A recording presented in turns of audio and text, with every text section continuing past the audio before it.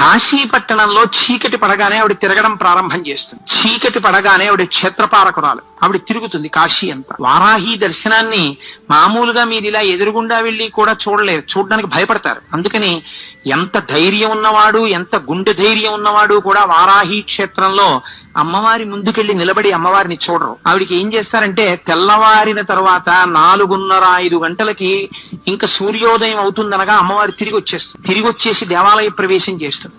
అర్చకులు కూడా ఒక్క 10 నిమిషాలు 20 నిమిషాలు లోపలుండి గబగబా అమ్మవారికి పూజ చేసేసి తలుపులు వేసేస్తారు. ఆవిడ పగటి పూట పడుకుని నిద్రపోతుంది. కాబట్టి మీరు సూర్యోదయం అయిపోయే లోపల వారాహి దర్శనం చేసేయాలి. వారాహి దేవాలయం పైకి వెడితే స్లాబ్ కి కన్నాలుంటాయి, ఒక 4-5 కన్నాలు. అక్కడ నిలబడి మీరు ఆ కన్నాల్లోంచి చూస్తే వారాహి రూపం కనపడుతుంది. అసలు ఆ కన్నంలోంచి అమ్మవారిని చూస్తేనే అమ్మ బాబోయ్ అని ఒళ్ళు పులకరించి అలా నిలబడిపోతారు. అలా ఉంటుంది ఆవిడ తేజస్సు.